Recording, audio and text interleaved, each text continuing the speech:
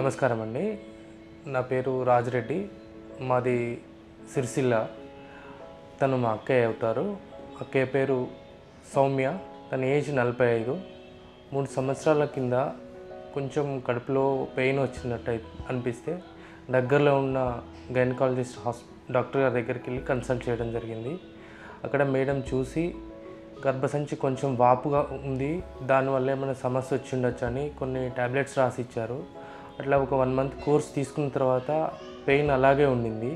So మళ్ళీ వెళ్ళి consult అయినప్పుడు మేడం అడిగినప్పుడు ఏమనిపించిందని అంటే కడుపులో కొంచెం పెయిన్ వస్తుంది, అన్నం అరుగుదలలో కొంచెం తేడా ఉంది కాబట్టి మేడం గ్యాస్ట్రోఎంటరాలజిస్ట్ దగ్గరికి సజెస్ట్ చేశారు. అలాగనే అప్పుడు మేము కరీంనగర్కి వెళ్ళి దగ్గరలో ఉన్న హాస్పిటల్లో గ్యాస్ట్రోఎంటరాలజిస్ట్ని కన్సల్ట్ కావడం జరిగింది. డాక్టర్ గారు మాకు ఎండోస్కోపీ చేసి లోపల ఏమన్నా ప్రాబ్లం ఉందా అని చెక్ చేశారు. తర్వాత తను అల్ట్రాసౌండ్ కూడా చేశారు. గాల్ బ్లాడర్లో చిన్న స్టోన్స్ ఉన్నవి, దానివల్ల ఏమి ఎఫెక్ట్ కాకపోవచ్చు అని మెడికేషన్ 1 మంత్ 1.5 మంత్ వరకు మెడికేషన్ రాశారు. ఆ తర్వాత అది వాడిన తర్వాత మళ్ళీ పెయిన్ అలాగే పర్సిస్ట్ కావడం వల్ల మేము ఏమనుకున్నాం, మళ్ళీ గైనకాలజిస్ట్ మేడం దగ్గరికి వెళ్ళి కన్సల్ట్ అయ్యాము. మేడం ఇట్లా ఉన్నదని అంటే, సో ఈ పెయిన్ అలాగే పర్సిస్ట్ అవుతుంది కాబట్టి మీరు బెస్ట్ యూట్రస్ తీసేసుకోవడము బెస్ట్ అనే సజెషన్ చేస్తే మేము అక్కడి నుంచి మాకు తెలిసిన వాళ్ళ ద్వారా ఎల్బీ నగర్లో ఒక హాస్పిటల్ గ్యాస్ట్రో హాస్పిటల్ ఉంది. దానిలో సారు ఉన్నారు, మేడం కూడా గైనకాలజిస్ట్ ఉన్నారు. సో ఇద్దరు కలిసి ఒకే సిట్టింగ్లో లాప్రోస్కోపీ ద్వారా మాకు గాల్ స్టోన్స్ ప్లస్ యూట్రస్ కూడా తీసేస్తారనే ఉద్దేశంతో ఫస్ట్ వెళ్ళి కలవడం జరిగింది. కలిస్తే డాక్టర్ ఏమన్నారు, మీరు వచ్చి జాయిన్ కండి, ఒకే సిట్టింగ్లో మీకు గర్భసంచి ప్లస్ గాల్ బ్లాడర్ స్టోన్స్ 2 తీసేస్తామని చెప్పారు. December 21 నాడు అడ్మిట్ చేసుకున్నారు. అన్నీ చూసి కొంచెం బ్లడ్ HB% తక్కువ ఉంటే 1-2 యూనిట్స్ బ్లడ్ కూడా ఎక్కించారు. 22nd రోజు లాప్రోస్కోపీ ద్వారా ఆపరేషన్ చేయడం జరిగింది. సో దాంట్లో చేస్తూ ఉండగా ఇన్ బిట్వీన్ 22nd రోజే చెప్పలేదు, మేము బయటనే ఉన్నాము. సార్ ఏమన్నారు, కొంచెం కాంప్లికేషన్ ఉంది, ఫస్ట్ గర్భసంచి తీశారు. తర్వాత గాల్ బ్లాడర్ తీసే క్రమంలో చిన్న హోల్ అయింది, బైల్ డక్ట్కి చిన్న హోల్ అయింది అని మాకు చెప్పి అక్కడి నుంచి హయ్యర్ సెంటర్కి మాదాపూర్లో సర్జికల్ గ్యాస్ట్రోఎంటరాలజిస్ట్ గారి దగ్గరికి పంపించడం జరిగింది. ఆ సమయంలో డాక్టర్ అవైలబుల్ ఉన్నారో లేదో తెలియదు, మాకు యాక్చువల్గా ఆ రోజు ఉండే కండిషన్ మాకు తెలియదు. సో అక్కడికి వెళ్ళి మేము అడ్మిట్ అయ్యాము. వాళ్ళు ఏం చెప్పారంటే 1 or 2 డేస్లో మిమ్మల్ని అబ్జర్వేషన్లో ఉంచి డిశ్చార్జ్ చేస్తామని మాకు చెప్పారు. 3 డేస్ తర్వాత మాకు పొట్టలో నుంచి బయటికి బైల్ జ్యూస్ వెళ్ళడానికి ఒక పైప్ వేసి పంపించారు. అక్కడికి వెళ్ళిన తర్వాత డే బై డే పేషెంట్ అక్క కండిషన్ చాలా సివియర్గా అయిపోవడం జరిగింది. బాడీ స్వెల్లింగ్ అయిపోయింది, ఫేస్లో స్వెల్లింగ్ వచ్చేసింది, కాళ్ళు స్వెల్లింగ్ అయినాయి. అప్పటికి క్రియాటినిన్ లెవెల్స్ చాలా ఎక్కువ అయిపోయినాయి. డాక్టర్ వాళ్ళని అడిగితే ఏమన్నారంటే, ఏం లేదండి తగ్గిపోతుంది అన్నారు. మంచిగా నడుచుకుంటూ వెళ్ళిన అక్కయ్య వాళ్ళకి వెళ్ళి పేషెంట్ లాగా అయిపోయింది. ఫేస్ చూస్తే అసలు భయమేసింది. ఆ పొట్ట ఉబ్బిపోయింది, కాళ్ళు ఉబ్బిపోయినాయి, చేయిలు ఉబ్బిపోయినాయి. ఈ స్థితిలో డాక్టర్ గారిని అడిగితే కొంచెం మాకెందుకు అక్కడ హాస్పిటల్లో రెస్పాన్స్ బాగలేదు, డాక్టర్ విజిటింగ్ కూడా ఉన్నది కానీ పర్ఫెక్ట్గా అనిపించలేదు. ఆ క్రమంలో మేము ఏం చేద్దామని ఇబ్బందిలో ఉండగా మా కజిన్ వాళ్ళ ఫ్రెండ్ అయిన దినేష్ రెడ్డి సార్ మాకు తెలిస్తే ఫోన్లో కాంటాక్ట్ అవ్వడం జరిగింది.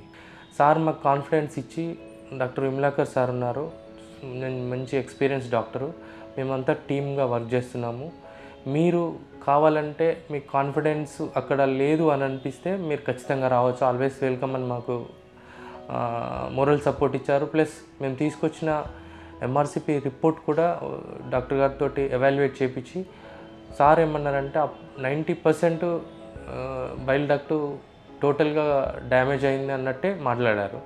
January 1 రోజు వచ్చి హాస్పిటల్లో అడ్మిట్ అవ్వడం జరిగింది. ఆ క్రమంలో మాకు డాక్టర్ విమలాకర్ గారితో పరిచయం అయింది. డాక్టర్ విమలాకర్ గారు వచ్చి కన్సల్ట్ అయిన తర్వాత సార్ చూశారు, మాలో కాన్ఫిడెన్స్ రెట్టింపు అయిపోయింది. టీం అంతా ఉంది. ఈ టీం అంతా చూసి మాకు యాక్చువల్గా అక్కడ హోప్లెస్ సిచ్యువేషన్ నుంచి మేము ఇక్కడికి వచ్చిన తర్వాత కొంచెం కాన్ఫిడెన్స్ బిల్డప్ అయింది. ఆ తర్వాత మేము ఈ హాస్పిటల్లో ఒక 3 డేస్ అడ్మిట్ అయి ఉన్నాము.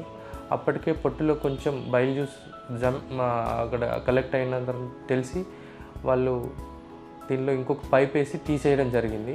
ఆ తర్వాత పేషెంట్ 3 డేస్ అడ్మిషన్ అయిన తర్వాత పేషెంట్ కండిషన్ కొంచెం మంచిగా అయిన తర్వాత డిశ్చార్జ్ చేసి లోపల ఉండే ఇన్ఫెక్షన్ కోసం ట్రీట్మెంట్ స్టార్ట్ చేశారు.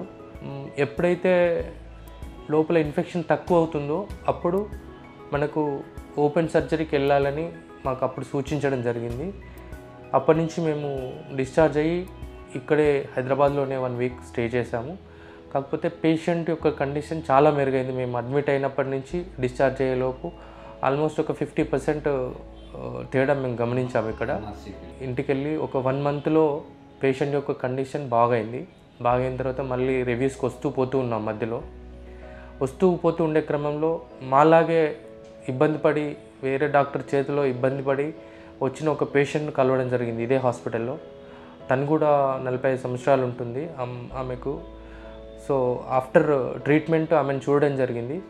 ఆమెకు చెప్పిన ఎక్స్పీరియన్సెస్ కూడా మాకు చాలా హెల్ప్ఫుల్ అయిపోయాయి. సో ఇలాంటి పేషెంట్స్ ఉన్నారు, దీనికి ట్రీట్మెంట్ ఉంటుంది అని మాకు అప్పటికి ఎంతో కొంత లోపల భయం ఉన్నా కానీ తన్ని చూసిన తర్వాత మాకు చాలా వరకు కాన్ఫిడెన్స్ వచ్చింది. డైలీ 300 to 400 ml వరకు బయటకు వచ్చేది బయలు జ్యూసు. క్రమక్రమంగా తగ్గింది. 1 మంత్లో ఆల్మోస్ట్ 0కి వచ్చేసింది. సో 0కి వచ్చిన తర్వాత డాక్టర్ గారు సజెస్ట్ చేశారు ఏంటంటే, ఇప్పటికీ మనకు జాండీస్ అటాక్ కాలేదు కాబట్టి సో లోపల ఆర్గన్స్ ఏం దెబ్బ తినకముందే మనం సర్జరీకి వెళ్ళడం బెస్ట్ అని డాక్టర్ గారు మాకు చెప్పడం జరిగింది. ఫిబ్రవరి 14th రోజు మాకు ఓపెన్ సర్జరీకి వెళ్ళాము. తర్వాత పోస్ట్ ఆపరేషన్ తర్వాత ఒక 5 days హాస్పిటల్లో ఉన్నాము. అప్పటికి లేచి కొంచెం నడిచింది, ఫుడ్ కూడా తీసుకునింది, వామిటింగ్ సెన్సేషన్ లాంటివి ఏం లేకుండా ఉండింది. సో కండిషన్ కొంచెం బెటర్ అయిన తర్వాత డాక్టర్ గారి సజెషన్ మేరకు మేము డిశ్చార్జ్ అయ్యి ఇక్కడే ఒక 1 వీక్ ఉన్నాము హైదరాబాద్లోనే. 1 వీక్ తర్వాత మళ్ళీ రివ్యూకి వచ్చాము. అప్పటికి ఫుడ్ కొద్దిగా తీసుకుంటుంది. ఇప్పుడు కొద్దిగా నెమ్మదిగా కోలుకుంటుంది. ఇప్పటికీ కండిషన్ అయితే చాలా మెరుగ్గా ఉంది. So doctor is super. మాకు కనబడే దేవుళ్ళలాగానే ఉన్నారు డాక్టర్ దినేష్ గారు కానీ, డాక్టర్ విమలాకర్ గారు కానీ, ప్లస్ టీం అంతా. ఇక్కడ హాస్పిటల్లో ప్రతి ఒక్కరు మాకు సేవ చేసిన ప్రతి ఒక్కరికి పేరు పేరున ధన్యవాదాలు తెలుపుకుంటున్నామండి. ఒక రీబర్త్ లాగా అనిపిస్తుంది మాకు. ఈ హాస్పిటల్ చాలా వరకు డాక్టర్లు అనే వాళ్ళు దేవుళ్ళతో సమానం. ఇక్కడికి వచ్చినాక తెలిసింది మాకు. యాక్చువల్గా మేము ఫేస్ చేసింది ఒక డాక్టర్ నిర్లక్ష్యంగా వ్యవహరిస్తే ఒక మనిషి ఎంత దూరం వెళ్ళగలుగుతారో ఎక్స్ట్రీమ్ స్టేజ్ చూసాము. అదే ఒక డాక్టర్ దేవునిలాగా కాపాడితే ప్రాణం పోయే వ్యక్తిని ఎంత తొందరగా రికవర్ చేయగలుగుతారో విమలాకర్ సార్ కానీ దినేష్ సార్ కానీ చూసిన తర్వాత మాకు అర్థమైంది. సో మాకు డాక్టర్లు దేవుళ్ళతో సమానం. విమలాకర్ సార్ కానీ దినేష్ రెడ్డి సార్ కానీ. Thanks to doctor Vimalakar Reddy sir and team. మీరు లేకపోతే యాక్చువల్గా ఇంత పెద్ద ఆపరేషన్ సక్సెస్ అయ్యి ఉండేది కాకపోవచ్చు. మేము ఇంత కంఫర్టబుల్గా వచ్చి హాస్పిటల్కి వచ్చి ట్రీట్మెంట్ తీసుకొని మళ్ళీ కంఫర్టబుల్గా హెల్తీగా వెళ్ళగలుగుతున్నాము. Thanks sir. Thank you everybody.